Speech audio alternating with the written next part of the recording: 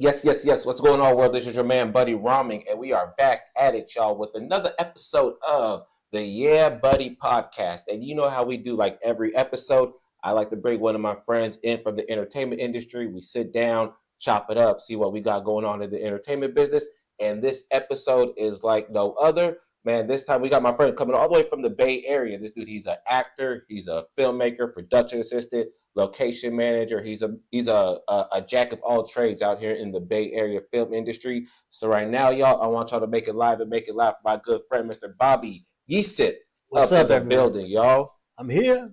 Yes, sir, Bobby, man. Thank you for sliding through Thank you to for the having me. Yeah Buddy podcast, man. For sure, for sure. Appreciate Yeah, it. man. It's been. I think the first time I remember like seeing you on set, like connected and stuff like that, was on the it was a while ago. It was like the Beats by Drake commercial. I remember Yeah, that dude. with I was just thinking the same the thing. same thing. Yeah, because I remember because Yeah. every now and then on my Facebook memories that picture will pop up and stuff like that. It was me, you, Johnny, and then Dwayne and stuff. I like that. We like, yeah, go Warriors. But that was the Beats by Drake commercial. We had who was on that? It was Kevin Durant was there. Kevin Durant was Yeah. there.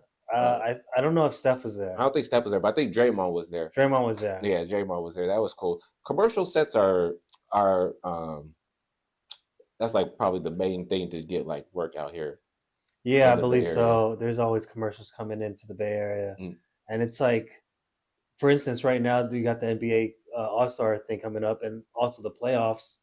Like there is some stuff coming up for the playoffs. I saw for casting going on. Mm. So it seems like there's a lot of commercials going on, even in just in tech too, because that's the tech world over in the Bay Area too. There's tons of industrial videos and things going on for like Salesforce or like um, Apple, especially Mm. Apple too. Yeah. Yeah, Mm.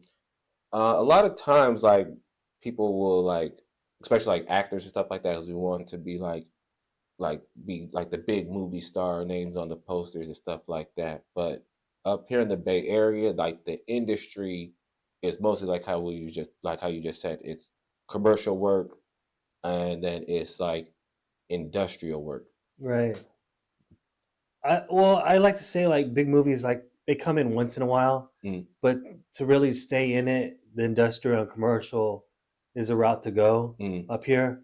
Because you'll continuously get work once in a while, because that's always played out that way with the commercials. But I feel like you have to be a jack of all trades too to do other things to keep going. Like if you wanted to PA too, or like jump into production, that would be a great thing too. And then do some acting. That's what I kind of do. Is I do both sides of like acting and then the production to kind of keep the ball rolling. If there's no acting going on, then I go to production, and if there's acting going on, then I go back to acting. Mm. But I feel like that's just across the board too. I know people in LA that do the same thing too, Yeah. or like have some other side hustle that they do to continue it on. I mean, if I mean, if the movies ain't coming in right now, you just gotta like find something to get you by, like do the commercials, do the print work, do the industrials, you Mm. know. Yeah. I think especially with being up here in the Bay Area and in Sacramento, you definitely kind of have to have that mentality to where understanding what the market is up here and understanding what the industry is up here. And if you want to make money up here, that's where it's going to be commercial work, industrial work. But if you want to, like how you say, be the movie star, or so you get tired of just being on the commercial work, that industrial work, because it pays good, but it's not necessarily going to be something that's going to you're going to put on your resume. You know, Totally. I yeah, mean, up here, if you wanted to go to LA and be on like a network series, I mean, you could do that too. I mean, you could just like move there, but I mean, it's a different vibe, of course. mm, I mean, um, if you wanted to still stay in the Bay Area, you could just fly down to LA once in a while since it's so close. mm, It's not too far of a drive or a flight to get over there to go do some work too. So that's why I like staying in the Bay Area more than I like staying in LA. yeah, It's because it's so close to go there if I need to, mm, if I have to, and then come back and just relax here, yeah, you know. mm, But and do my other work up here when things come along. yeah. How did you get involved in acting and filmmaking? Where you were acting first, or you more so like PA first? Oh, I got first into acting through my brother, and back in 2009, he worked at the Filipino channel, and he was a cinematographer. And there was a TV show coming from the Philippines to film in the Bay Area, and he asked me if I wanted to be one of the characters in this show, and I was like, "Yeah, I'll do it. Why not?" Mm, So I end up being in the show. I robbed this old dude, take his money from the Bible, and I mm. walk up and I'm like, "Yeah, dude, I just capped that dude." But it's funny. It's so funny. Mm, But after that, I didn't even really think about acting. Like mm, a couple of years went by, and I was like, "Oh, okay, whatever." And a buddy of mine I was skateboarding with, Studio. I don't know if you met Studio. I might have met him a mm. long time ago. Probably, probably a Like, long time ago. remember, like on Looking, he was a short dude, kind of. Probably like Looking. Which one was that one? Was that the HBO that one? was the HBO one. So I did background on that one for like one day maybe. Yeah, So I'm not sure if I worked with him or not. yeah, probably. Yeah, I That, probably did, but I don't know who he was. yeah. Yeah, yeah. Well, anyways, Mm, he was looking for extras for HBO for that show, mm, and we were going to be skateboarders. And then I was like, "Oh, dude, sign me up! I'm down. I'm gonna do that." yeah, yeah, yeah. And he signed me. He talked to his agent, I guess, and he got us to go be extras as skaters. But they changed it last minute. We Mm. become club goers at this bar. Was it a gay club? He was a gay Hey, club. bro. Hey, hey, man. what, Finish the story, but we got some stories about that. what was so funny is they made us wear penis necklaces inside this thing, Mm, and it was like this bachelor party, and we had to scream and get loud. But in that moment, I was like, "This is kind of cool, though." yeah, I mean, there's big cameras, there's lights. I want to be part of this. yeah, I mean, despite that, what's going on, yeah, I was like, "Dude, I want to be part of this." yeah. So I asked people, "How do you continue doing this?" They were like, "Sign up on casting networks Hmm. and get an agent, all these things." And Yeah. I just followed along and continued trying to do that. Was Mm. just apply on casting networks, and before they had like Bobino. Yeah, yeah, yeah. Because Bobo created Casting Networks. Is that what it was? I didn't Yeah, know that. yeah, yeah. Bobo had created Casting Networks. So I still think like he just like Bobo Casting is just Casting Networks now. So he'll still post like postings will still go through like I'll still see casting that says like Bobo Casting and stuff Yeah. like that. But I think it's some other lady that like runs it or whatever. So that's what happened. Because I Yeah. was like, wait, Bobino was like a good company. I Yeah, thought it's like how like, did this happen? No, he just took over the game. Like yeah, he damn. like casting networks. For anybody that doesn't know, like casting networks, that's like where you go to like find work in the Bay Area and Well, actually, no, they changed it now to like it's almost like wherever now. Like you can see like work like L.A., New York, wherever it may be and stuff. If there's a industry for filming up there, there's work being posted. But yeah, Bo Beno changed the game with the casting networks because it went from like having to like finding the casting directors, going to the casting directors to audition it and stuff like that, to where Yeah. it's all online now. He just Yeah. It's a simpler interface for all of them. Like hmm they just go to one place, submit, and then yeah, you get an audition, you submit for hmm that. And then it was yeah, pretty yeah, self sufficient, you know? yeah, yeah. But working on looking because that was funny because that was like one of the first like cast like background jobs that I ever done. But like how you say like the way they had posted on like casting networks, like the way the job was and stuff all like that, it was so misleading to me. Yeah.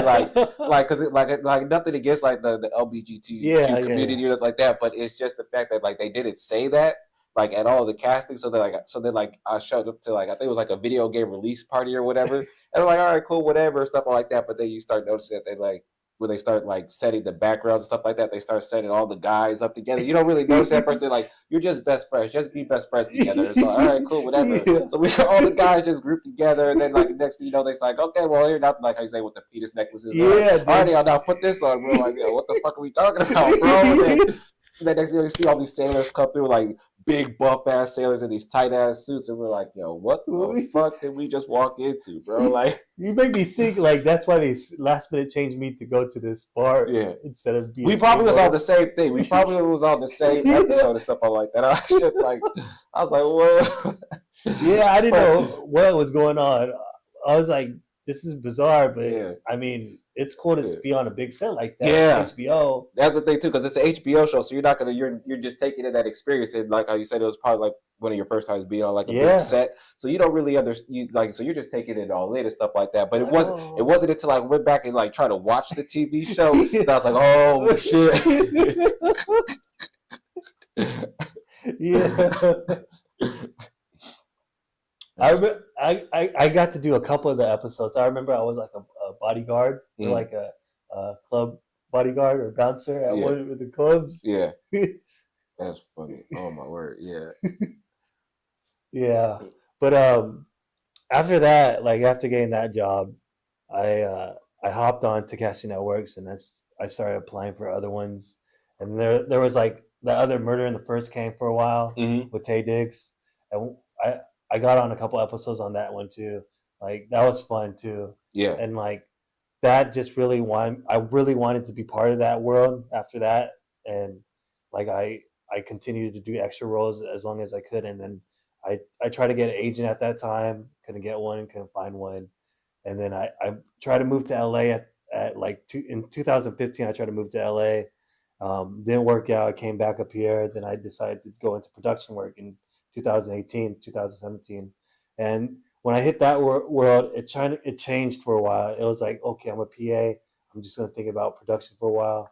Did that, but it kept me in the game of the acting world because like I met like people that were shooting projects and doing things and made me still connect to that community. mm, Um, but it was weird because I kept on bouncing back and forth, and my focus kept on shifting. And from like 2018 to 2020, or actually when COVID hit, like that's when I really focused on production work and thought maybe I'll just stay in production. yeah. And then after COVID hit, I went back to acting when production kind of got back up to it, and then I just balance both. Now I try to Mm. do both. I mean, but my end game is really to be an actor. Yeah, no, yeah, of course. How do you find that the balance between saying, okay, focusing on now being in front of the camera, now I'm gonna be like behind the camera. Is it more like just a mental fatigue that you go through? You're like, all right, now I need to just Yeah, it's a trip because like when I'm on set, I don't want to be like too close to the camera mm, because I know I don't need to really be there. And then when it's something like I as an actor that you need to be in front of the camera, mm, then I'll go there. I'll be there. Like I just balance it out. Like if I don't need to be there, I won't be there. Like I just focus on my work. Like Damon was Matt Damon had a video and he was talking about if he could just focus on his work, his teacher would just tell him to say, "Just do your work, kid." So he always relies to that quote that his theater teacher told him was to just do his work. So I always remind myself just to do my work that I'm supposed to be doing at that time. mm, Like just if I'm supposed to be the actor, I'm the actor. If I'm supposed to be the production assistant, be the production assistant. Leave it at that. mm, You know, unless yeah, they pull me and do something and want me to be the actor at that day or be an extra or whatever. mm, I kind of just separate it. I lock in what I need to do and I just focus on what I gotta do. Just do mm, my work, kid. yeah. And you're one of the people where you're a member of the union with SAG and with the crew because you're a Teamster too and stuff like that. Indeed. So we'll jump into head to like with the Teamsters in a little bit, but like right now, like for like because most people want to be actor up here actors and want to join in SAG. What was the process like for you becoming SAG eligible and then deciding to okay, now it's the time for me to join the union.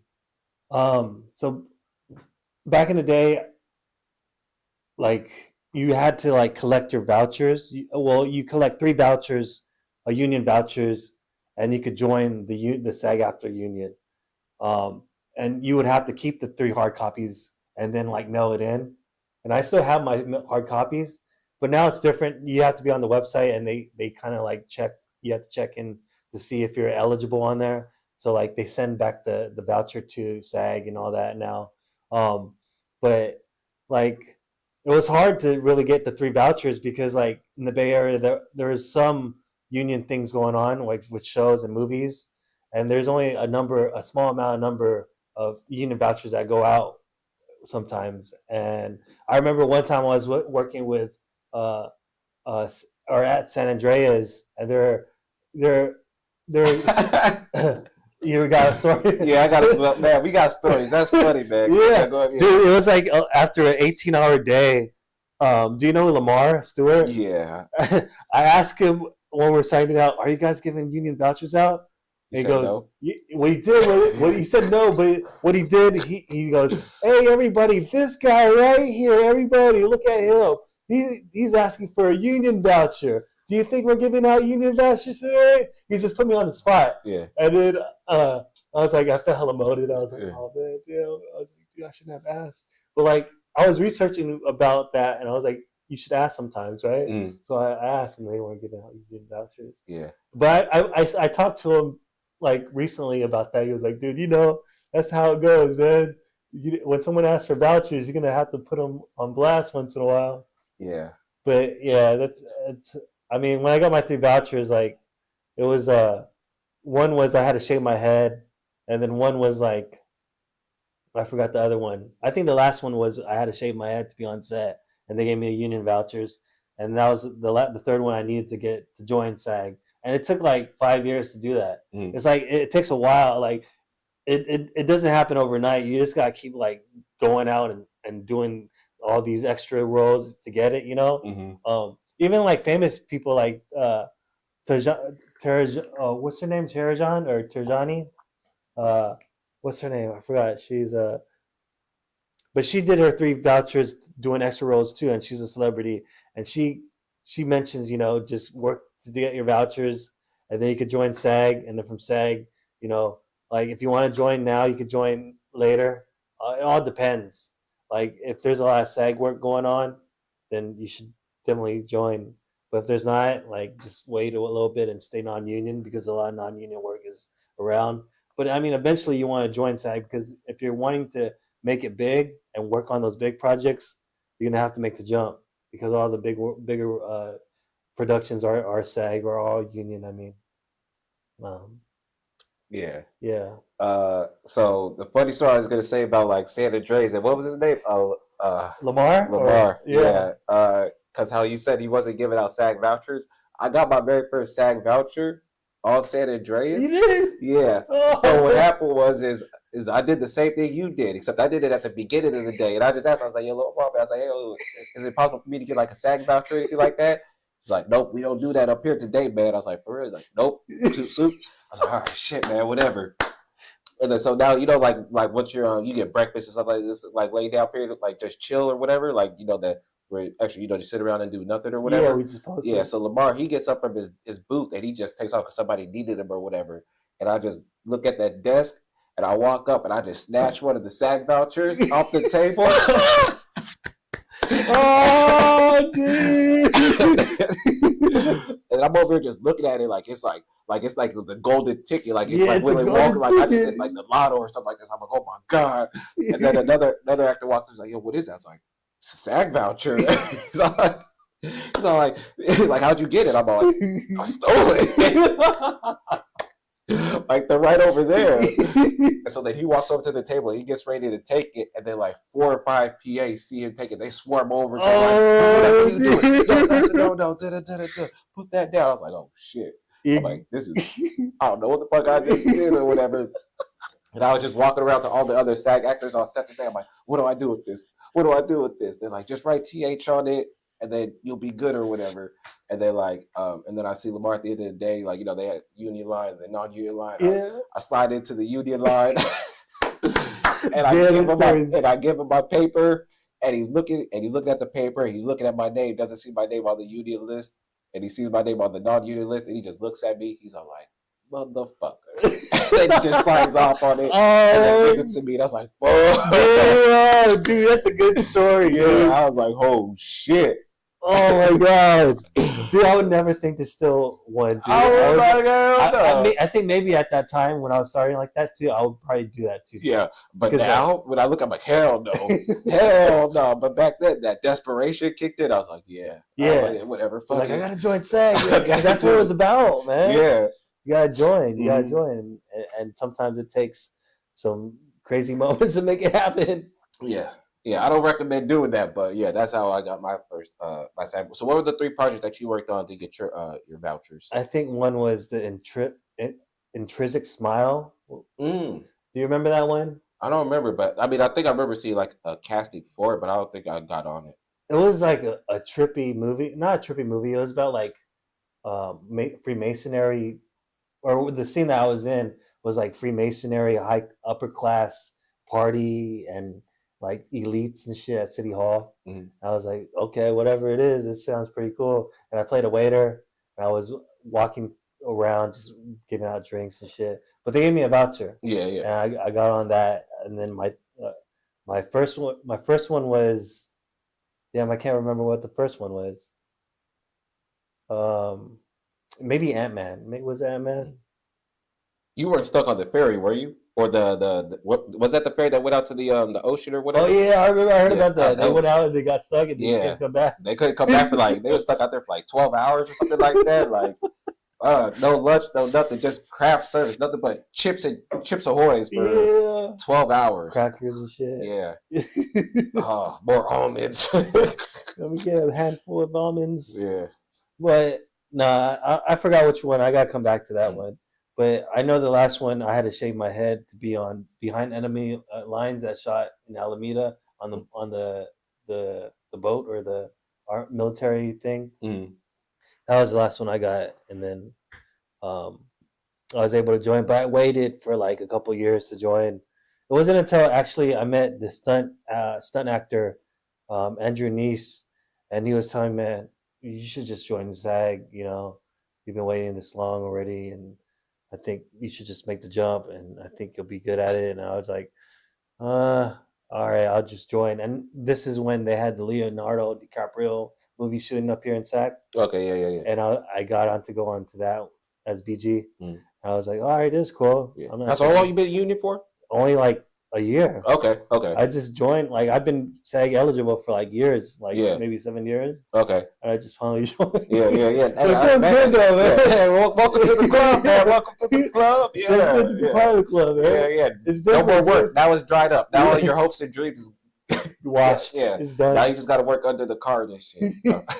I heard like people are working non-union in LA, and so many of them are doing it that they could get away with that because they can't keep up with all the people working non-union. That I think that also, and I think that as long as they're paying their SAG dues, it shouldn't really matter. Yeah, Like, exactly. we gotta do something, man. Work is slow. Yeah, we got to do something because it's Mm. not fair to all of us. Yeah. So Mm. I hope we're able to do some other stuff at least. Mm. Yeah. So you worked on the Leo DiCaprio movie. That was the first project you did officially as a As a SAG SAG. member. Yeah, How many days did you work on that? 2. 2 days. Yeah. Mm. It was funny. The first day, I get the email saying, "Yeah, we're gonna have you on. I'll email you the address where we need to meet." And I didn't get the email at night, and I was like, "Oh shit, dude! Should I just go over there and just figure it out?" So I just drove to Sacramento, not knowing where I'm gonna go, hoping that I'll get the email in the morning. Yeah. And I sent them emails in the morning, and they didn't get back to me. And I was like, I went to set, and I was like, "Hey, do you know where base camp's at?" Mhm. And they directed me to where base camp's at, and I just go over there. And then once I get over there, I get an email, and they're like, "Oh, you meet here, blah blah blah." And then I walk in, I'm like, "Oh damn, man! What if I didn't show up? What if because I didn't get no confirmation about where I should be going?" Yeah. And I was like, "Oh fuck, man! First day of being SAG, and I'm already having a hard time." Yeah. It gets better once you get the free breakfast. You're like, all right, this is cool. The breakfast was good though. Yeah. They had the good food. Mm. Yeah. Yeah. Did you working on the set? Did you get to see like DiCaprio or any of the actors? I didn't see nobody. Mhm. Yeah. What they have you doing on set? I was driver. I saw you. Oh! You were there the same day. Yeah, yeah, yeah. Okay, Remember? yeah. With- So you was just driving. I Then. was just driving. Okay, yeah. Yeah. Was it the chase scene or? I think it was a chase scene where they're Yeah. running down the block. Yeah. Yeah. So those are fun though. I mean, because you're chilling in your car the whole I'm in time. my That's car. always cool. Yeah. Yeah. Mm. And you get the pay bump too for your car too. Yeah. That's yeah. always nice. That's always nice. Yeah. I mean, Any bump is really good. Yeah, Like they make you smoke cigarettes, even though they're nasty as shit. yeah. Yeah, I smoke those I motherfuckers for some smoke money. like rain, yeah, rain. I don't give. Yeah, I smoke, yeah, smoke bump, whatever it may be. Those herbal cigarettes taste like shit, They do. They're dude. nasty as fuck, but $20 bump, I'll take it though. yeah, it's worth it. And then working on the other projects that all the other like SAG projects that I've seen you working on and stuff like that, you were mostly like locations manager, PA and stuff I all was like probably that. PAing, or I Mm, was not location manager yet. right. Okay. I just joined the union location managing maybe 3 years ago or 2 years ago. So I haven't. I've only been on Shang-Chi. No, I did indie projects as a location manager and not a Mm, big one yet. mm. Okay, but you done PA because I saw well, I went on to IMDb and stuff Yeah, like that. But you worked on was it the Matrix 2? Not yeah. not Matrix 2, but No, Matrix Rebel TOO. Yeah, T.O. yeah, yeah. The Matrix 4, yeah, Matrix 4 Resurrections. Resurrections, yeah. Yeah, you're on Mm, there too, weren't you? yeah, yeah, Yeah, yeah. That was. it was fun, dude. What'd you feel about that? What'd you think? What did you do on that? I was a locations Use assistant. locations. Okay, so me working background on it, it was like it was such a surreal experience. It felt like the first time, like I don't know how to describe it, but like I felt like I was in a movie. If that makes any sense, yeah. Like I know I'm on a movie, like I know like I'm in the movie, but like working on that movie, so it felt like the first time I was like I'm on a movie. Like it was like this was like a surreal experience type of thing. Cause like once they found out where we was filming at, you had like they had a rope off everything. People is just 3,000 like 300 people outside just cheering like woo Yeah, they had woo crowds like yeah. literally like at every corner. They had signs too. They're like, "Keanu, I love you." Mm-hmm. And like even at one point, we had to close like a building because so many people wanted to rush in to see Keanu. Mm-hmm.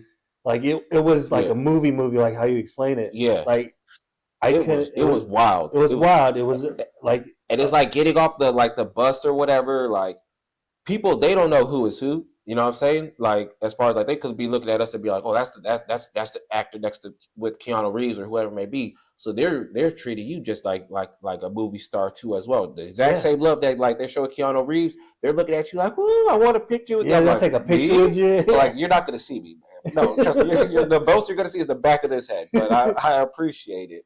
It's the But love, man, that they give. the love, they had the love and the appreciation. It's all like, man, like the movie may have sucked, Yeah, but the you movie wasn't the greatest. it wasn't the greatest. My bad. You know what I'm saying? Maybe if they gave me a line or two, but like the just the fact that so many people was like, I'm like that was the first time I felt I seen the scope Did of you get what to see any of the filmmaking stunts was. or the Oh explosions? my god, yeah. Yeah, Because that's I did so the one scene I did, it was like a lot of the office scene where we was like up on like the 28th story of the building or whatever it may be and shit. yeah. I was like, yeah, why the fuck are we so high up here and shit? Like this, we could just green screen this shit. Like we were so high up, they had to build an office building on top of like the other office buildings and stuff like that because like the building was like completely like the floor was completely empty. That's how far separated it was for like all the rest of the businesses. So I'm What? like, why the fuck are we so high up right now? This don't make no sense.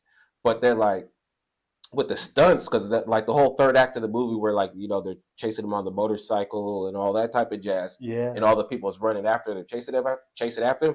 Oh yeah. yeah, I was there all those nights, Dude, I all give it those up night to you, shifts. man. It was cold as fuck, dude. Yeah, Like yeah.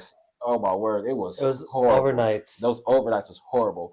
I did like maybe like the first night, like I was like, then after that, I was like, you know what, man, like it was funny because like we would be like having us just running down the street or whatever, like chase after, all right, now back to set, now back to one, and then running, chasing after him again. All right, y'all back to one, chasing after him back to one. I was like, God damn. After like the third time, I was all like, I booked it and I made a left. And I just ran down this alleyway. I just pulled out this blunt and I was just fucking smoking and shit. And I was just like, and I was just looking at them like, man, that can't be me right now. And then they're like, all right, y'all, we're gonna set up for the next scene. Y'all go back to hold it or whatever. The second they cleared hold, I'll put that blood out. I came back like I did something. Oh, that was tiring, y'all. That was The amount of having to run so many times for yeah, that, dude, I could feel like yeah. it was like And it brutal, was man. brutal. And they didn't really tell people that. They had people dressed up like some people are dressed up like in they're like stuff that they go to sleep in and stuff all Yeah, like that. Like Philip was like Philip, yeah, it was Philip. I that. didn't want to say his name, but like, oh my god, I felt so bad for Yeah, Philip. he was in his like underwear almost, pretty Yeah, he was much. in his underwear and a robe. He was in his underwear, a white beater, and a robe from 6 o'clock at night to 6 o'clock in the morning in San Francisco, the Bay, like it's just freezing cold. And this It's is hella cold in January, no, in February. in In February. February, so it's still cold up in February, man. And he's over doing this for 12 nights, 12 nights in a row. And he's like committed. It's like, Phil, you're not even sad yet, bro. Just go home, man. Yeah, just give up. Just go home. Like, no, don't give up, but just go home, bro. Don't give up. They're torturing you right now, bro. Like, it was, yeah. And then the stunts was horrible too because was her because the Wachowski lady, she kept switching up. Well, I don't know. Maybe you could speak on like as far as like locations, how it was trying to manage the locations because I just felt like she kept switching up like what scenes we was going to do and all that type of stuff. But for the most part, like the well, that third act we were chasing that took place on the same highway or that same street, anyways, and stuff all like that. Yeah, Montgomery or like one of those streets. Yeah, but like she had switched up like one of the stunts that they was gonna do for the day, so I'm gonna just do something completely different. And they wasn't like prepared for that or whatever, so they had to just create like a contraption out of like just whatever they could make it out of and shit like that. So it was Yeah. supposed to be like Keanu was on his motorcycle where he's like doing like powers where like you know what I'm saying? It was supposed to like And they get yanked back, yeah, right? yeah. Did you see that? Were you there? There was someone that got injured. Yeah, he did. I Yeah. saw that, man. It was horrible. Like it was supposed to that stone was supposed to yank him back and then like just like he's like oh you know but like what happened was instead of yanking him well first off I don't know why there was no mat anyways for him to land on but like That's dangerous already. it was dangerous already because this is on Yeah. the street so instead of shooting him backwards it shot him straight up Oh, fuck it shot him straight up he went and then they shot him up maybe like 20 feet up in the air or something like that and then he just went smack right down on his head, right on the fucking concrete. Oh and he was man, knocked out cold and that's shit. so bad, And then man. what happened was is the stunt coordinator, he comes all running through like, oh my god, what's going on? What's going on? And he looks and he sees the dude or whatever. And I guess what happened was is the stunt person who got knocked out cold, Yeah. that was the stunt coordinator's son. Oh And he shoot. had the one who set up the whole stunt or whatever. So now he looks and he sees his son knocked out cold or whatever. So then he passes out.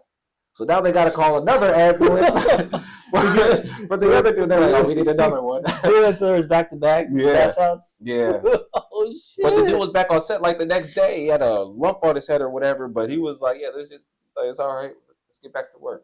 Man, brave man. Right, yeah. What was your experience like working on The Matrix? I'm kind of biased. Like, well, I'm not biased. In a sense, I am just because I won an award on that, a team award. Oh, but congrats. we all won that though. But there was also some negatives also on that job. But it's like I got hit in the face. I got punched in the face actually. Oh shit. There's a thing called lockups where PAs and whoever PAs or us location assistants go to a corner and we don't allow anyone to walk on set. Mm-hmm. We block out the public, and so there's these rollerbladers coming down the street. Somehow they got through us and they went almost to set, and they're causing ruckus. And then they leave and they came to us, and I try to stop them. And next thing you know, he swings and punches me in the face. Oh shit. And I'm like, what the fuck? And I'm like, what's up, dude? I'm about to kick your ass. And then I held back and I was like, no, I can't. I just don't want to do it. Mm-hmm. And after that, the police came and was like, do you want anything? You want to do anything with these guys? You want to take them to court? I was like, dude, I don't want to go to court, man. Yeah. It's like, I got work. I got all this. And so I just was like, just let him go. Mm-hmm. It's kind of one of those Let me things. just punch him in the chest one time. Then Yeah, let him go. yeah, I wanted one of those. I'm Yeah. gonna even. Yeah, yeah. Just hold him, just hold him like this for me one time. Like go kick him in the ass. Yeah. But yeah, that's what happened on one of the nights. I mean, it was a tough job too because like the nights were just like it was days and nights. Like it was both. And what was cool at the end though, we had a rap party kind of like one of the PAs. Her parents owned Vesuvio's, the bar over in North Beach, and we went to North Beach after, and we opened the bar like at 6 a.m. in the morning, and we all got drunk and shit. Like after it was done, Yeah. like we all just got wasted. It was Well, like, yeah. yeah, Yeah, one thing about the like film crews and stuff like that is rap parties. Rap parties are always a good time. yeah. It's It's just always like a good time, yeah, and it's like you celebrate your wins with this mm, party, and mm, like you put yeah, everything into it, and you end it on a good note. yeah. And it's weird because that's like one of the only times where you'll like literally will see everybody who worked on that film set in the same room all at once. And I mean, like the people who do like the clerical work to like the PAs to like the A-list actors. You're like, oh, what the Yeah, hell is everybody doing here, man? Like, yeah. yeah, The official, actually, Vesuvio was like a crew kind of party we had, but mm, the official rap party for the Matrix was at this other bar in the Mission, mm, and Keanu was there. The which is hockey was there, and everyone was there. It was cool just the vibe in this place, and like they had like free weed and shit, mm. all this stuff that was going on. I bet, I bet. Yeah. It There was was a lot of free weed going on free that. alcohol and Yeah. shit. Yeah, Mm, um, but that was probably one of the coolest rap parties I've been to. yeah. Yeah. One thing I will say though about like working like with these because whenever like these big time movie studios come up here to like work up in the Bay Area, there's always like a select number of crew that they bring up from like LA to like work with them and stuff like that. A lot of them mugs is assholes. Yeah, dude, we're different vibe Yeah, than different. Like LA. when you said that somebody punched you, I thought you was gonna say somebody from LA did it. Just because that was, It's like, dude, we got that. I wouldn't be surprised. I'm like, yeah, yeah. We both got that. It's definitely a Yeah, different vibe and stuff. I like. They're like it's. You could tell that like down there in LA, there's such um they're so competitive up there. Just way to up, say, yeah, yeah, they're competitive. so competitive up here. Like up here, it's competitive, but it's still community. It's about It's still community. community driven. So we're up here helping each other out and stuff like that. They may do the same thing, but instead of calling you by your name, they just may call you asshole. You know what I'm saying? Like, Hey, hey jerk. Bobby, yeah. Hey jerk, get your ass over here. It's like, what the fuck you talking about, What the bro? fuck, dude? It's like, no, I'm sorry, that's not your name. My bad. It's whatever, yeah. But today your name is asshole. For today your name is asshole. I'll learn your real name. Never mind. I'm not going to learn your real name. It's just asshole. You're just asshole for today. Yeah. Yeah, dude. Like comparing the crews in LA and Bay Area, I felt like when I worked in LA as a crew member, I felt like I was either getting backstabbed or someone was trying to just outdo me, try to be really competitive and try to do things better than I was. In the Bay Area, it's like no, we all work together, and we we're a team. We're a community. We all help each other out. Um, LA is just very competitive, I guess. It's just the way it is. Mm. I mean, I guess that's how it has to be. There's the shows there, the movies being constantly shot there. Yeah. There's just so much work up there to where it's like, yeah, you got to be competitive up here. We're like, whatever project's coming on, we just gotta be lucky enough to get on that shit. We're like, whatever we got to do to get this shit done, man. Let's get this done as a team or whatever. Yeah. So that's always fun and stuff like that. What other um jobs have you worked on as a PA? Well, yeah, as a PA. Then after that, like talk about what's the process like joining the Teamsters, like the process of like joining the union. So, a couple movies I worked on as a PA was Shang-Chi, locations PA, and then um, Obi-Wan Kenobi. I was a PA, but also locations PA. That was in LA. Um, and then other numerous jobs where I was just a PA on commercials and all that. But how I first got into PAing was through a friend of mine that I met at a award show, and his buddy was a PA, and I asked him if I could be a PA. And shout out to Jabari. I mean, you're a good dude, man. You got me my first job. Um, he got me on this paid job, and I remember my first day on that job. I was like, "What do I do? How do I do that?" I was like confused. He was when he was calling out the rolls, like, "Hey, cut, uh, it's rolling." Like I was like, "Am I supposed to say that too?" And Mm. I was like, "Dude, I'm kind of shy. I don't want to say that." But eventually, I ended up starting to do that, and I remember also shout out to Greg Sumner. I tell you this story all the time. He's the one that was a producer, and I drove a truck, or I didn't drive a truck, but someone else did, and I had to take out the skid marks on the driveway.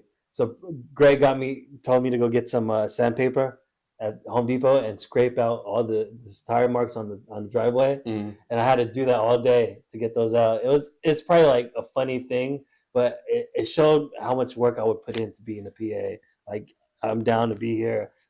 I'll get this out, whatever you need me to do.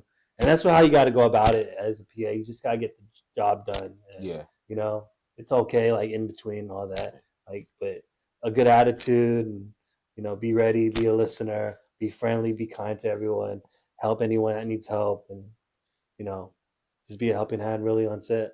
Yeah. PA/production assistant is probably the least glamorous job Yeah, there is on a film set. But like y'all, kind of like the back, like I don't want to call it like the ants, you know what I'm saying? But like the working as where y'all are all these moving parts and stuff like that that people definitely. don't understand. Like, um, that's making this whole thing go on. And sometimes production assistants, like not even all production assistants, will get like even a credit in the film. You know what I'm saying? But Yeah, not y'all playing always. major parts, especially like with you doing locations. Break that down and what that means to be like locations PA. For locations PA, so you deal with all the work that all the location managers don't need to deal with, like putting the tables up, putting the chairs, putting cones out. If you have to do a lockup, you do a lockup. All depends on the situation. Um, uh, on Obi-Wan Kenobi, we brought tents through this forest and just brought them back and forth, tables and chairs. It's the heavy duty work that the location manager or assistant location manager doesn't do. It's basically just a PA, but you're attached to a department. It's almost like you're a camera PA and you do everything for camera, but for locations you're a location PA and you do everything for the location department. So it's like maybe it could be office work or go get a sign printed or whatever it may be. It could be a bunch of different things, but it all deals with locations. Um, and I don't know, like I had a great time doing locations PA stuff too, so I really enjoyed it. Mm. Like my time, like being there and then growing into a location manager. Like I kind of like had this idea that that's what I wanted to do was when I first heard about locations and what they do, I was like, oh, I'll do that. I'll just go for that. Mm. At first I was like, camera, should I be a camera guy? And I was like, I don't want to be on set all the time like that. At least with locations, you could kind of disappear and shit. Yeah. Yeah. You get a little bit of break, the downtime and stuff like that. There's not as much pressure Yeah, working with like the director, the ADs, all the exactly. actors, stuff like that. You know, I just set this code and I chill. Yeah, that's all it is. I just Yeah. put the tent up and it's done.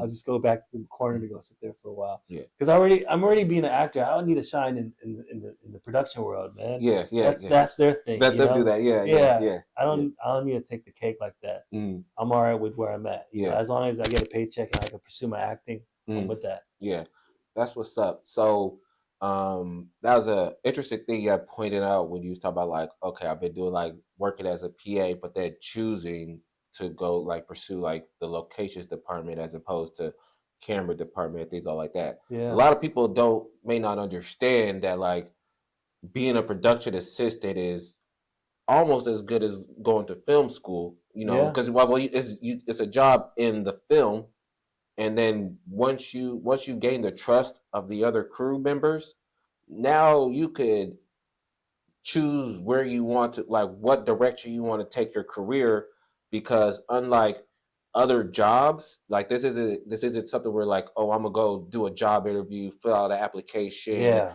fill this out. It's really referral based and reputation based. Definitely referral based, reputation based, how they see you, if you're friendly, good, kind, all those things they take account for. Mm, And your reputation kind of leads you to where you want to go. mm, People hear about you and they hear your name. And that was one of the reasons why I got into PA too, is like when I worked for free to get my name out mm. so I can meet people to hear my name. Yeah. And so and my work ethic I thought was good. So I just continued doing that. And then I figured out I met people in locations and they taught me all these things about locations and I just went with that way. But I mean, you could go any way. Like you could talk to like the AC, you could talk to the grip department, and they'll be happy to help you. I mean, here in the Bay Area, Yeah. you Mhm. know. I don't know how LA could be so, Mm, but in the Bay Area, I mean, everyone's pretty helpful about wanting to help you pursue your dreams. Um, uh, but it really relies on being a good dude, good woman, or whoever, and just you know standing out a little bit and make sure you get your work done, be a good person, all those things, mm. all those above. Yeah, yeah, yeah. Because one thing I'd like you say up here, the Bay Area is a great stepping stone. Like if you want to go down to LA to get to build up your resume, build up all the credentials that you do need. Like if you want to be member of SAG and stuff all like that, the opportunities up here, like you can get it. It's easier to get your SAG card up here Yeah, than it is down in LA. Now, like that's up to us as the actor to like strip our ego and understand that we may not get our SAG card from um, you know, being like being the the top of the list, like, oh, I just yeah, that's auditioned for true. the newest Star Wars film now, I'm all this and stuff all like that, or Yeah, a totally. TV show or whatever it may be. That's how it is up here. You're going to get your SAG card from doing background work, but because there's such little um competition up here as far as like SAG goes, like you could easily get your SAG card on like when 13 Reasons Why was filming up here for 4 seasons. Yeah, Like I mean, like that's a gold mine up there yeah, they were as an giving out. give it out SAG. Like what are you talking Yeah, about? Because at first they wasn't. At first I heard they wasn't trying to do that. At first they was trying to keep everybody like non-union. But they're like, once you found out the benefits, like what's going on, like no, yeah, you gotta run that up here. That's 4 seasons. That's 13 episodes. I'm like, yeah, that is work right there, man. That is that's automatic right there. If you just show up, that's hmm what you gotta do. That's it. that's Show it. up, Just show or you up. get the voucher, Mm-hmm. and then you could join SAG. Mm-hmm. Like it is easier to join up here because there's not a big crowd of like SAG actors up here, No, and especially when it comes to like minorities and stuff all like that. Like I mean, like, I wouldn't doubt that there's a lot of SAG work that I just got because we just need a black person. Like I'd be looking around these back like I go onto these sets and I'd be looking around. I'd be counting the black people that I'd be seeing. I'm like, oh, I see why I got hired. it's like affirmative action or Yeah, I'm like something. I must be the safe black guy. Okay, all right, whatever. I guess I'll take this job. I would see the same folks too. Actually, You I know see what I'm like saying? Earl, Lil John. I Yeah, see Timothy, yeah. and I see Dwayne. It's the same. It'd be the same crop of black people. We be like we know what we gonna see at least one of us on set. Like it's the same. That's us. Like it's easier for us to get it up there without having to worry about the competition factor. We just looking at it like hell yeah, Yeah, it's man. like Like it's gonna we're be a like good which one of time. y'all is the stand-in today? Which one of y'all is the stand-in, man? All right, motherfucker, do your thing, bro, for real. Which speaking of which, man, shout out to Tim, Johnny, and Dwayne and shit like that. Yeah, Yeah, what's up, y'all? yeah. Um, and then so with like I said, it being easier up here to get like SAG work, you feel it that's the same thing with you doing like PA and like joining the Teamsters. Like it's easy. Like it's. Do you think was it easy for you to find work up here, like doing PA work in the Bay Area or LA? I think it was easier for me to get PA work up here. I had a network, I still do, of like people that I just communicate with still, and I mean, you get past jobs, and that's how it works. Someone can't work this job, so Mm-hmm. they say, hey, you get a call or a text, or whatever. Oh, we need somebody to work this job. And there's like groups too on Facebook you can get jobs on for it too, Mm-hmm. and those are helpful. Um, but I felt it was easier to do it up here. When I went to LA to try to do it, I had to restart a network and try to make friends with Yeah. everybody and Mm-hmm. try to get that going. Um, but as far as like joining Teamsters, like it was hard. Like usually you get like a recommendation from like three people, and they call the office. But I kind of worked up pretty quickly, and I think I might get like some slack, like a little bit of heat from that because I kind of moved quickly to join. Yeah. But I think it was based on because I location managed Fremont movie that came out in Sundance, and I did a pretty good job at it. And I think that kind of opened the door for me to join the Teamsters at that time. So I kind of earned my way in, and I think I did a hell of a good job on that movie. Mm-hmm. So I mean, after getting Teamsters, it was kind of tough waiting for work because I'm still new, Yeah. and I mean people in commercial world doesn't know who I am yet, Mm. and the big movies they don't know who I am yet. Some of them do, but no. Yeah. I just gotta stay around, and hopefully it'll work out. Mm.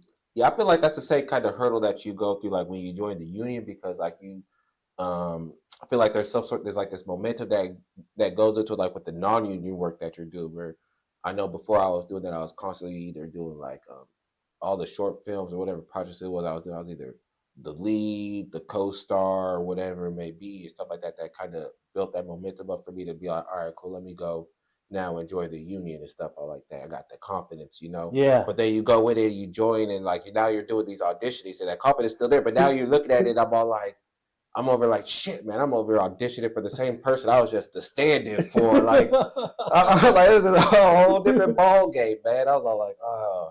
So it's definitely like I. Did it feel like more pressure towards you since you have to do more auditions and all this because like No, the pressure didn't come from having to do more auditions. The pressure came from having less auditions now because it was because like the work had dried up and my folks was solely on like okay union work, union work, union work.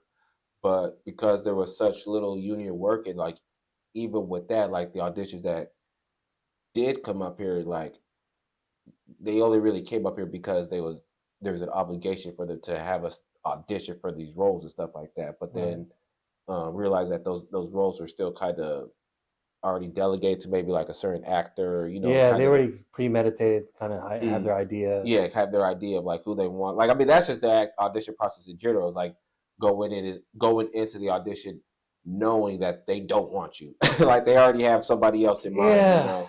I Um, feel that, man. I feel like, am I really doing anything here? mm, Am I supposed to be auditioning, or should I mm. just pass on it? Yeah. But no, we got to audition. We got to audition. That's the struggle. But no, yeah, we gotta audition. But that was the one thing that I did take away from like what I did join the uni was just like I said, it's like it's a different ball game now because like even just auditioning for what was it like all day and night or whatever the Netflix we I auditioned for remember that. all day and night or whatever. Yeah. But then like when you look at it, you audition, you're like, fuck, even if you killed the audition, you look at the person who got the job, and I'm like, oh, this is the dude from Snowfall. Like, fuck. Like that's somewhere way above. Somewhere about there. But Yeah, I guess I'll be a stand in. Like, you know what I'm saying? yeah. I'll stand and do it. I'll be there. Yeah. Fuck, Mm-hmm. might as well. I Mm-hmm. mean, I that Ted Danson. There's a Ted Danson show that came up to this Bay Area, and I got an audition for a role, and I didn't get it, but I saw who got it. It was like this white dude. I was like, dude, I'm totally completely different from what he looks like. Yeah. So they had it probably a white Mm-hmm. dude in mind. The Ted Danson show that was Yeah, up. Yeah, yo, I know exactly what you're talking about too. Yeah, I auditioned for that one too. Yeah, yeah, yeah, yeah. It's probably the same role. yeah, yeah. Like The peaches. the which one? Was it the peaches? You had to talk about the peaches. I think so. Like yeah, I think that's what it was. Yeah, because you're like a food vendor or something like that. I Yeah, can't you're remember. the food Yeah, vendor. yeah, yeah, Yeah. yeah, yeah. They just took everybody, but They they're like, took everybody. we're gonna go with we're just gonna go with Billy. Yeah, that's what I had. Yeah. I'm thinking. We're gonna go with Jeffrey. Let's just go with Jeff. We don't want no Dominique. Oh man. Uh, And then so let's get into it, man. This is the portion of the show I like to call it the Mount Rushmore.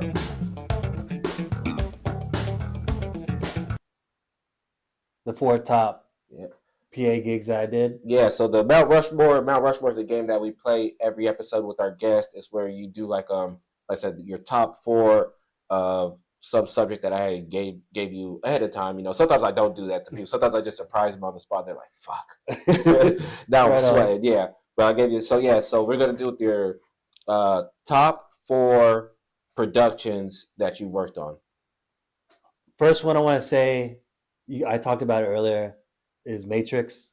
That's because the stunts and the explosion scenes on that movie was amazing to be part of, and it was just the Matrix. You thought it was gonna be like this big movie, even though it didn't blow up, but we had our idea about what it was gonna be like too, but it didn't happen. But I mean, it was a great movie. Second one, Shang-Chi. Shang-Chi was cool to work on. That's what Simu Lee or whatever the guy's name is. Um, uh, That was in San Francisco. A little bit of it. Some of it was shot in Australia, but that was a really cool movie to work on. To see the mini bus crash into the side of these cars on over by Fisherman's Wharf. Um, what else? Dead Wrong was a movie I worked in L.A. with, uh, and that had Rob Schneider, and that was really cool because I got to talk to him a little bit, and funny dude. And my last one would probably be Obi-Wan Kenobi. Actually, probably in a scale from 1 to 2 or 1 to 4. I think number 2 would be Obi-Wan Kenobi, and then 3 Shang-Chi, and then 4 Dead Wrong. Okay, cool. So let's get into it. Let's debate it. So the first thing I would say, the two things about the interesting about Matrix 4 and then Shang-Chi is that Matrix 4 was like the very last production that they started before the pandemic happened. And Yeah. then Shang-Chi was like the very first one Yeah, you're when right. and it was, I didn't work on Shang-Chi, but like for a reason, you know, because I had the vaccine, but like it was two totally different like vibes and energy. Like when we was on the Matrix, and it was literally like the second they finished rapping, like they like last day of filming, the next day San Francisco went on the whole lockdown with the coronavirus and everything like that. So if they had to push anything back any further, that production would have been screwed. Yeah, dude, a lot of money would have been Yeah. lost and all Mm, that shit. mm, I mean, it ended right yeah. when that movie Yeah. was done. Mm. And then I was hearing things about China and Yeah. shit while we're on there. That was the thing too, because we was like, there's like 300 of us on set, and we're just stuffed in this room, and we were all, and that's all that's going on is everybody's just panicking, like, and this is back when everybody thinking like motherfuckers is gonna turn into zombies and shit like that. There was there, and I felt bad. It was racist, but there was this one.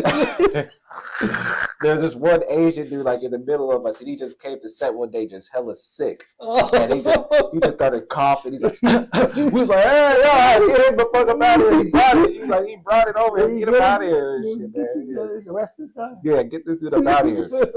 But the one thing that the Matrix 4 that didn't talk about, we talk about it now and stuff like that was what was I about to say? Oh yeah, that wasn't like when they talk about like celebrities and like you know like they talk about like Keanu Reeves kind of has that reputation for being like a good guy and just a real cool down to earth dude. Yeah. Like if you'd ever seen like Keanu like on the set like interacting with people, like it's true. Yeah. It's true as fuck. Like he was like walk over to like the extras like because I had met him in the bathroom and shit. And like super awkward, like because he was like because like they had finished filming a scene or whatever, and he's just walking up to the like the other extras, and he's very much like his Bill and Ted type of personality, shit like that. It's like, hey man, where's the bathroom? You know? and then all the other extras are looking at like, yo, is Keanu Reeves talking to us? Like, oh my god, they're like, it's that way, and then like he was walking into the bathroom as I was like walking out of the bathroom. I just opened the door, I'm like, what the fuck? Damn, face to face. Face to face. He's all like, hello. He's like, I gotta use the bathroom. You should have closed the door. So I'm using it. Yeah, I was like, no, too late. It was occupado. No, but I just walked out. I'm like, yo, what the fuck just happened, man? Dude. But then like the thing was is like when they were like when we was filming like all the stunt scenes and stuff all like that, like whenever like the camera's like facing Keanu like on him and stuff all like that, like he had he was doing like that like you know using like his powers or whatever shit like that, like he's in character and stuff like that. He's all like, ah, you know what I mean or whatever. Yeah. But then like when they did like from the opposite angle, like it is like the camera's like behind him or whatever. Yeah, this fool's just he's still doing the action. But he's just laughing and he's just giggling. He's like, "Oh my god, this is hilarious!" Like, yeah, like he's a fucking kid or whatever. But I was like, "Yo, what the fuck?" Like it kind of like made you like I said, give you that motivation or like inspiration, just let you know that like, oh, not everybody's an asshole or like this is work, but like we can have fun with this type of shit. Yeah, don't take it too serious. Yeah, don't take it too serious. Like if he's not taking this serious, he's number one. He's number one. If he's over here laughing, having a good time, like he's a kid in a toy store or whatever. I'm like, hey man, we kids then. Yeah, dude. I feel like Keanu Reeves is that dude that is just a good guy all around, man. Mm-hmm. Like on set, he does his thing, but he also helps out the crew too. Mm-hmm. You know, There's even videos of him carrying like equipment upstairs for the crew. Yeah. You know, he's just a good dude all Mm, around, man. yeah. It's like, where's the coffee? You guys want some coffee? Who wants some coffee? It's like, yo, Kiana, bro, it's cool, man. Yeah, just do your thing, bro. Yeah, Just do go your thing. fucking Yeah, just go act, man. And then you By the did. way, give me some toilet paper. Yeah, yeah. 2-ply. And then and then you had did Shang-Chi, and like I said, Yeah, that was the very first production that happened coming out of the pandemic. And for anybody that doesn't understand like what it was like filming a movie during the pandemic, bro, like well, coming out of the quarantine when they finally lifted everything, and like having to get the COVID test and everything like that, like COVID test before shooting, COVID test after shooting. Like we was getting COVID tests like 3 times a day on the set. It that's felt true. like, man. So what was that experience like now? Like coming Whew. back from set, like and like bagged lunches and a whole bunch of Yeah, the lunches were different. Before it was like a buffet for sure, and you get to eat like open food, but it was like more packaged and shit like that. Mhm. But like um, going back when COVID was going on, we had to take COVID tests like throughout the day, like 3 times, you know, Yeah, because like actually on Shang-Chi, someone caught COVID, and we ended up going home for the day, and then they called us back in to take COVID tests, and then they told us to go away mhm. and then wait until the results come in, and they didn't know how to plan this out. Like Yeah, when do we come back to set the shoot again? yeah, So it was like all new things going on and how to like go through it all. mhm. And we eventually came back to shooting, but it was more strict. It was like Yeah. we kept each department very like Like it's its zones. zones. Yeah, that's Yeah, what they called it. They called it zones and stuff all like that. And it was just it was like, man, that was the first time like try to go back onto like working movie sets after like the like during like COVID of course like that really made you like question like do I love making movies and shit like because yeah. Is like it worth me going out to yeah kill myself like yeah this? because like it was like because it was still the long work times, it's still like the same thing, but like all the good things that you went into like expected like craft service, like the little things that you took for granted, like craft service, just being able to walk up to craft service and like grab a pack of Oreos and then walk away and just snack on it, to Yeah. where it's all like motherfuckers got like a tarp over it and like they're oversized, they do the thing like one at a time and all this type, like people having to hand you food, and how you say like the lunches were no longer like you just grab what you want. It's all like Yeah. bagged lunches and everything was cold, and it was like, man, this is like Everyone's wearing masks too. I mean, yeah. everyone was concerned about catching it. You know, at Mm, that time, it was very scary. yeah. I Mm. mean, shoot. I mean, everything Yeah, changed. and everybody was on edge. Nobody really wanted to talk. Nobody talk to each other. It was Yeah, kind of the like the 6 feet. antisocial. Yeah, very antisocial. It was like that was the first time I felt like I was like at a job. Like you know what I mean? Like you know like that vibe that you get when you're at the job. Like damn, I'm at work right now. Yeah, it felt like you're. Yeah, I'm at work I'm now. at work. Like, Damn, what are these damn cameras doing here? Get these cameras out of my face. take him out. Get him out of here. Yeah, it's like that's your job. You're the PA. Oh, my I'll bad. be all right. Take it down the street. You go up there about 6 feet. Yeah.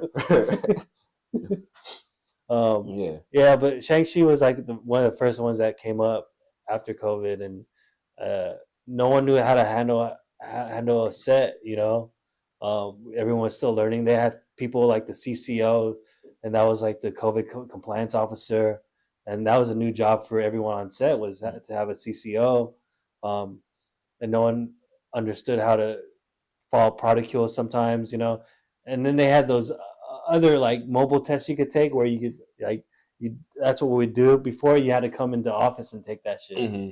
and now like it just changed gradually, and then eventually it ended up like being nothing after a while. But I mean during that time it was just tough like how to maneuver around all that and still make a movie. Yeah.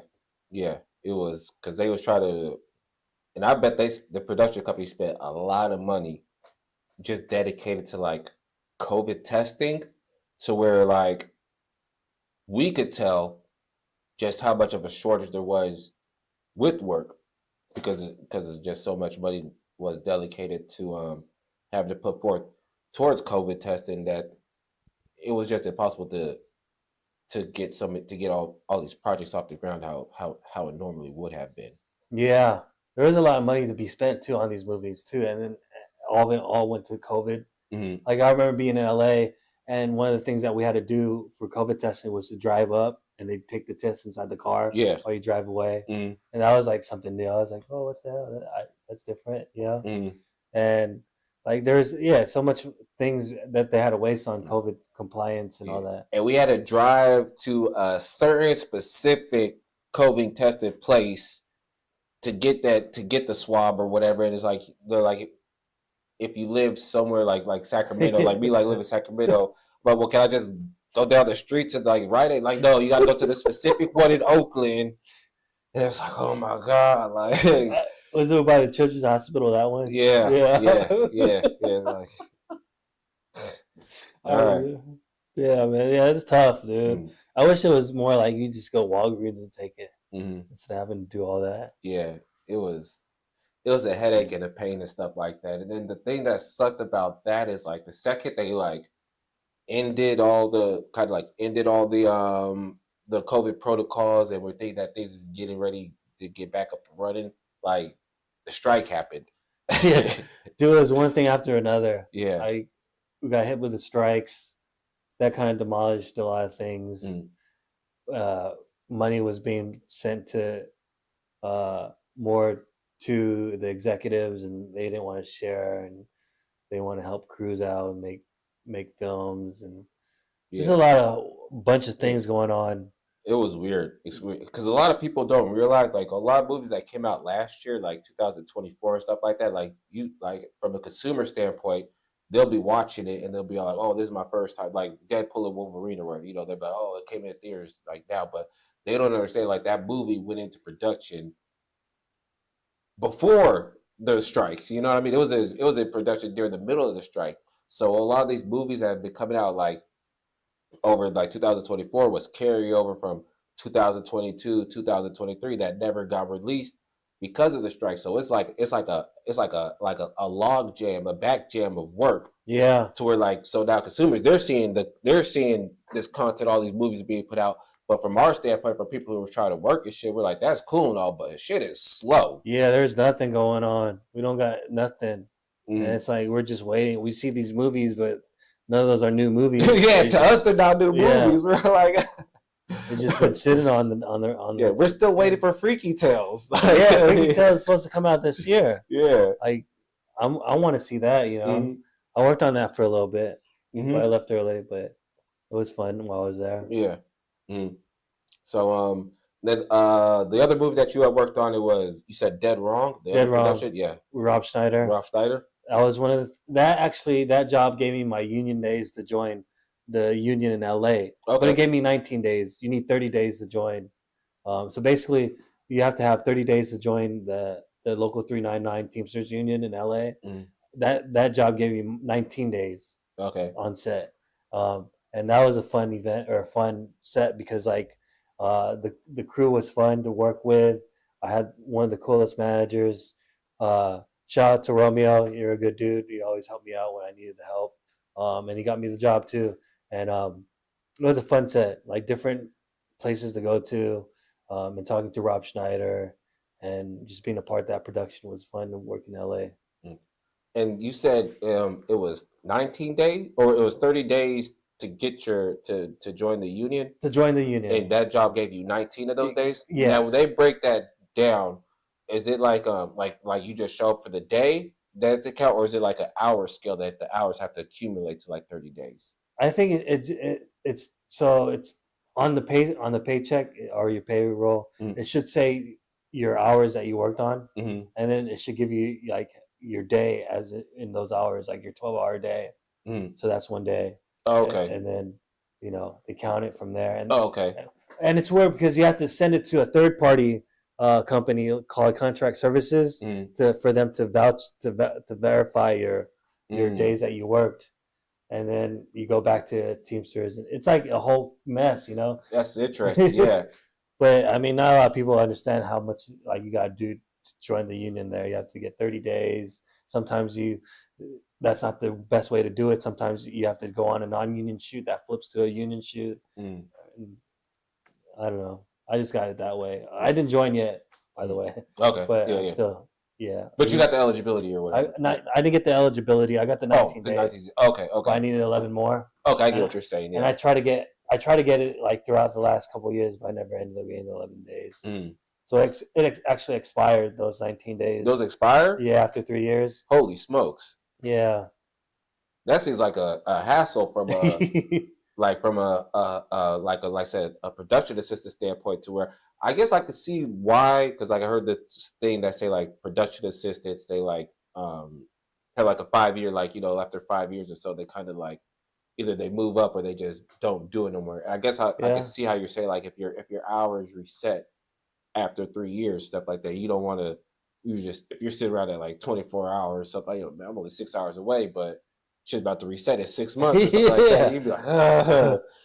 It was like, dude, I tried so hard to get on that, and then it didn't happen.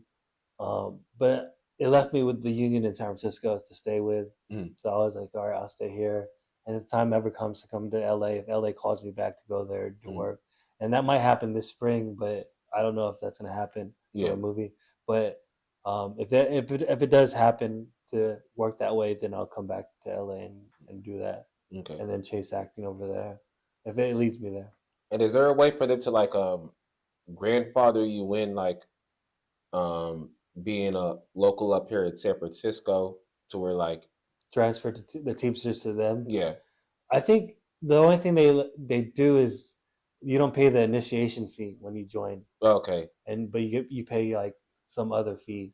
yeah, because I think like with the union, you could be like local, like me, I'm local up here for San Francisco, but like if I wanted to join down in LA, I'd have to pay the remaining half or whatever. The 15. Hmm. Yeah. Yeah. So I mean, I want to join Mm. all nationwide. Yeah, I think it'd definitely be beneficial, because it's like from a like just a career wise standpoint, the way I look at it is like me being a member of the union or whatever. It's kind of just like in a video game or whatever. Like, like you reach like a checkpoint in a video game. So like no matter what happens after this point, I know I'm gonna restart right here. You know what I mean? It was kind of like this. Like I know no matter what happens with the acting or whatever, like it falls off or whatever it may be. Like I know, like if I want to like restart it, wherever I travel to or whatever. Like if I want to restart it, I'm starting right here Yeah, you can as a bring it back. SAG Yeah, member, yeah, as rather opposed to be like non-union. Now I got to fight for the SAG vouchers and a basically go reset. through that whole hassle again. Yeah, Mm. that's a whole hassle in its own. I don't think anyone wants to go through all that again. No, yeah, Yeah, yeah, if yeah. you get it to this mark, you're staying at that mark with Mm. SAG. Yeah, I'm like, I ain't going back. Have you ever considered like FICOR? I heard about it. I don't even know how to go about it. Yeah, I don't know how to go about it either, but I mean, it's just basically, from what my understanding is, you just give up all of your union rights. So you're just basically doing it for the paycheck. No residuals. No, I don't know how. I'm pretty sure the residuals still apply, Yeah. but like I'd have to like do, like I said, I'm not too familiar with it Yeah, I because don't that's know not too me or much whatever too. and stuff like that. But James over, like, I'm like, bro, we're recording right now. Leave me alone. You see, we got the show going on, bro. Like, what the fuck? You wanted to say hi. Yeah, he just wanted to say what's up. But then okay, so then last one, what was the second one on your list, was Obi-Wan for Obi-Wan. Star Wars. Yeah. What was that like? Oh, that was cool, man. Like we shot on location, and usually like the Star Wars movies at that time were shooting in studio, like Mandalorian. Like Mm, they had the green screen behind the actors and all that. But with Obi-Wan Kenobi, they were shooting on site at a location, and one of them was in Sun Valley in LA, and it was like 5 football fields big of a like a field that goes down, and that was like the place of Tatooine, and that was like a cool place to see, man. It looked just like the village in Star Wars, and like it was just realistic. It's like the way that they made the the homes and all that. Probably one of the coolest sets I've seen. And also, I got to see Darth Vader. I got to see like Obi Wan. What's his name? I forgot his name. oh, Okay. Ewan McGregor, Yeah, was it Hugh McGregor? who played Obi-Wan. It was the other guy. Christian Oh, Hayden Hayden Christensen. Hayden Oh, Christensen. Darth Vader. That was their Darth Vader then. Okay, yeah, yeah, Okay, yeah. okay. I got mixed No up. worries, yeah, it's all good. They're like, "Are you even a Star Wars fan to be on this set?" Honestly, I forget the characters. I don't remember all of them. But it's like it was cool to be on a Star Wars flick and be part of that. Mm. Probably one of the great times. And were you on that for the whole time? Or For the most part, yeah. because it took breaks in between. Yeah. And like sometimes I wasn't working. I was like, dude, I need to be on because I moved to LA too at that time. Mm. I was trying to live there. I needed the work. Yeah. So I paid my bills, but it wasn't working out, and that's why I ended up having to leave to come back too. Mm. So one of those things. Yeah. It's all good. Yeah. You back up here, back with the community, back with the family, making moves and shit like that. Hell so yeah. It won't be. I mean, way LA's looking right now, anyways. It's probably. I know. That's probably a blessing. Yeah, being burnt down. Yeah. I mean, no prayers to the family and everybody that's being affected by that. But from a filmmaker standpoint, having to move away from all that, it was probably just a blessing in disguise. Yeah. Good way of putting it, man. Yeah. That's cool. Yeah. All right, man. Yeah, Bobby Ysip, man. That's we gonna wrap this here episode up, man. Like I said, thank y'all everybody here for tuning in to another episode of the Yeah Buddy podcast. You can follow us everywhere you listen to your podcast, whether that's Amazon, whether that's Spotify, whether that's YouTube, everywhere except for Apple. We're gonna take care of that soon. But yeah, Apple, everywhere else, iHeartRadio, and of course you can follow all the episodes and all my stand up, all my sketches, and all my video logs at Yeah Buddy ENT. Once again, thank you to my guest today, Bobby Ysip. Bobby, tell everybody where they could follow you at. You can follow me on IG as Bobby Ysip _ BOBBYYSIP _ and YouTube Bobby Ysip or Facebook Bobby Ysip or on my IMDb you can look me up Bobby Ysip. That's right, y'all. You got an IMDb. That means he is professional. And like I said, one more time, my name has been Buddy Romig, y'all. This has been the Yeah Buddy podcast. I'll catch y'all next time. Deuces.